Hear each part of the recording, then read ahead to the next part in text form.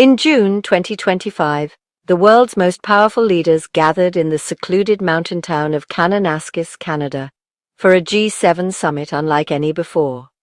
The air was thick with anticipation as motorcades wound their way through the rugged beauty of the Rockies, a dramatic backdrop for a meeting shadowed by uncertainty.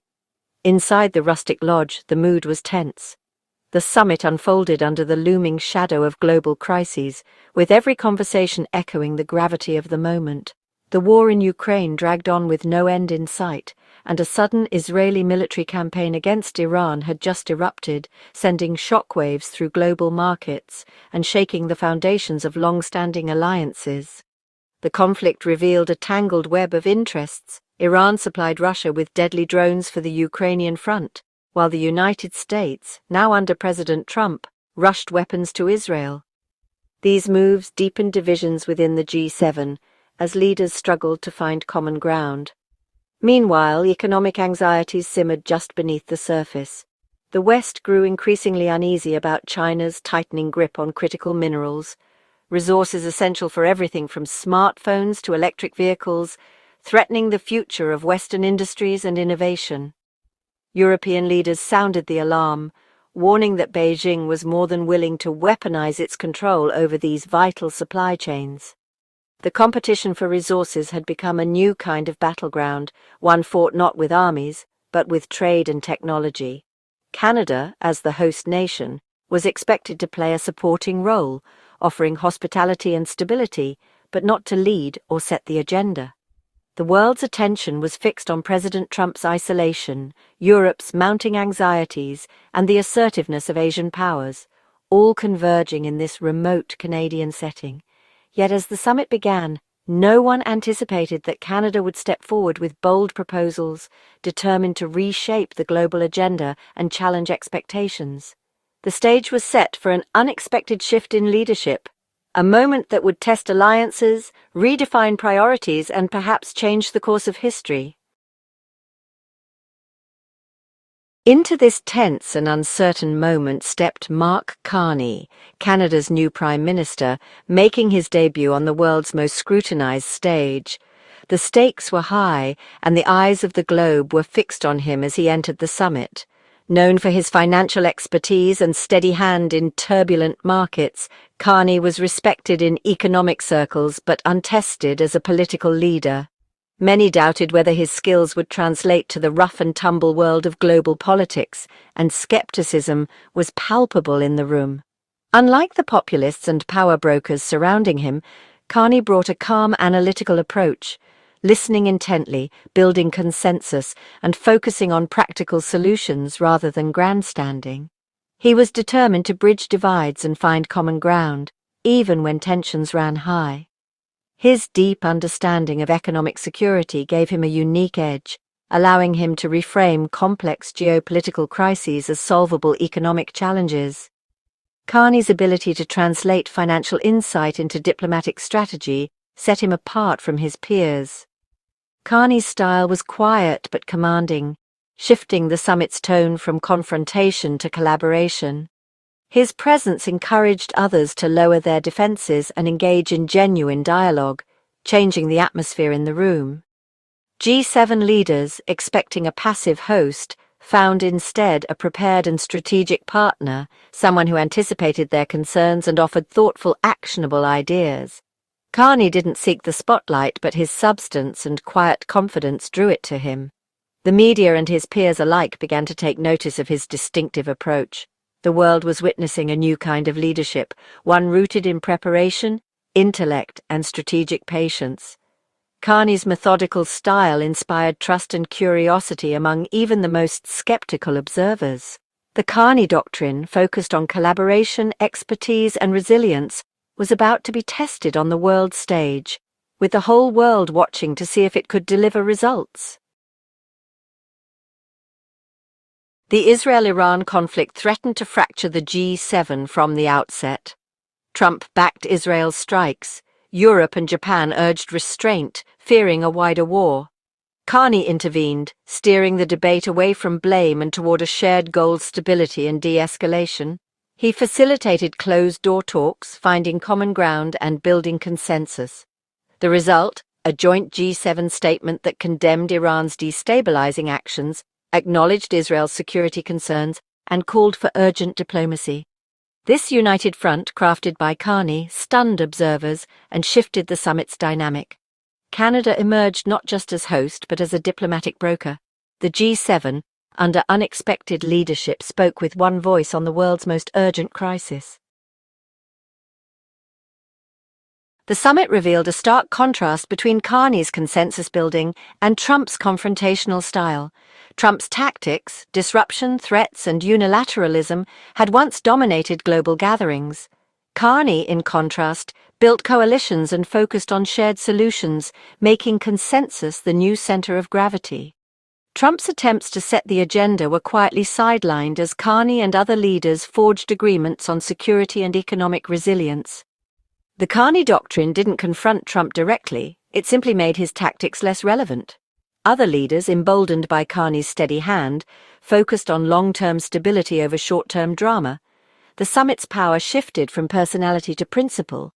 Pragmatic collective leadership proved more effective than bluster. A quiet revolution in G7 dynamics was underway. Beyond diplomacy, the summit tackled the West's dependence on China for critical minerals, vital for technology and defense. China's near monopoly was a strategic threat, but Canada had a surprise. It had rapidly developed its own reserves and processing capacity. Carney unveiled Canada's progress, offering the G7 a real alternative to Chinese supply chains. This move transformed Canada from a reliable ally to an indispensable partner. Canada's critical minerals strategy countered both China's leverage and Trump's tariff threats, making collaboration more valuable than confrontation. A secure North American supply chain shifted the focus to joint investment and resilience. Canada's foresight elevated its global standing overnight. The economic landscape was being quietly but fundamentally reshaped. Tensions flared over Canada's planned digital services tax, prompting Trump to threaten sweeping tariffs. The stakes were high, with both economies deeply intertwined and the threat of a trade war looming over every conversation. The world watched anxiously as the rhetoric escalated, and the businesses on both sides of the border began to brace for impact, fearing the consequences of a full-blown economic conflict. The world braced for a trade war, but Carney made a bold move. He scrapped the tax, not as a concession, but as a pivot to broader negotiations. This unexpected decision caught many off guard, shifting the narrative from confrontation to collaboration. Carney's approach was calculated, aiming to protect Canada's interests while opening the door to a more sustainable long-term solution. Framing it as a step toward a multilateral digital tax agreement, Carney neutralized Trump's threats and reopened trade talks. By redirecting the conversation, he managed to bring other global leaders to the table, emphasizing the need for a fair and unified approach to taxing digital giants. This move not only eased tensions, but also set a new tone for international cooperation. The decision earned international praise and restored business confidence. Markets responded positively, and investors saw renewed stability in Canada's economic outlook. The diplomatic finesse displayed by Carney reassured both domestic and international stakeholders that Canada could navigate even the most challenging global disputes. Trump couldn't claim victory. The confrontation had been sidestepped entirely. Instead of a dramatic showdown, the world witnessed a deft maneuver that left the U.S. administration with little ground to retaliate, and the threat of tariffs quietly faded into the background. Carney's agile statecraft protected Canada's interests and set the stage for a new economic partnership. His actions demonstrated the power of diplomacy and strategic thinking in the face of aggressive tactics, reinforcing Canada's reputation as a reliable and forward-thinking nation. It was a lesson in outmaneuvering a superpower without direct confrontation. The episode became a case study in how smaller nations can leverage smart policy and alliances to achieve their goals, even when facing overwhelming pressure. Canada emerged as the pragmatic, reasonable actor on the world stage, earning respect for its measured response and ability to turn a potential crisis into an opportunity for global leadership. The Kananaskis summit marked a turning point in global power dynamics. Trump's disruptive tactics, once effective, were now met with construction, not confrontation. Carney and the G7 built new frameworks consensus on the Middle East, a critical minerals strategy, and a digital tax pivot. Trump's attempts to dominate were politely redirected. His influence waned as others focused on building solutions. The power to disrupt faded when others refused to be disrupted. Carney's approach showed that the best response to chaos is to create something stronger and more resilient. The G7's focus shifted from crisis management to proactive leadership. A new model for global cooperation was taking shape. The summit's most lasting impact was the world's shock at Canada's sudden rise. Long seen as a middle power, Canada shattered expectations with Carney's strategic leadership and diplomatic skill. His ability to broker consensus and outmaneuver Trump revealed a new level of ambition from Ottawa. Canada's critical mineral strategy showed foresight and preparedness, making it a linchpin for allies. In just 3 months, Carney redefined Canada's role from supporting actor to strategic pillar. The transformation was swift and profound. Allies left Kananaskis with a new respect for Canada's quiet power. The world now looked to Ottawa for leadership, not just mediation. Canada had become indispensable in a rapidly changing global order. Canada's G7 performance signals a realignment in global politics. Its rise offers a model for other middle powers, influence through strategy, investment and diplomacy, not just military might. A stronger, independent Canada gives the Western alliance a second anchor, balancing US dominance and increasing resilience.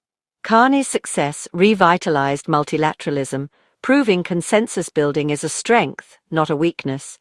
The world will now expect more from Ottawa on climate, security, and economic governance. Sustaining this influence will require continued vision and investment. If Canada meets the challenge, its G7 moment will be remembered as the start of a new era in global leadership. The North Star is no longer just a guide, it's now a force shaping the world's future.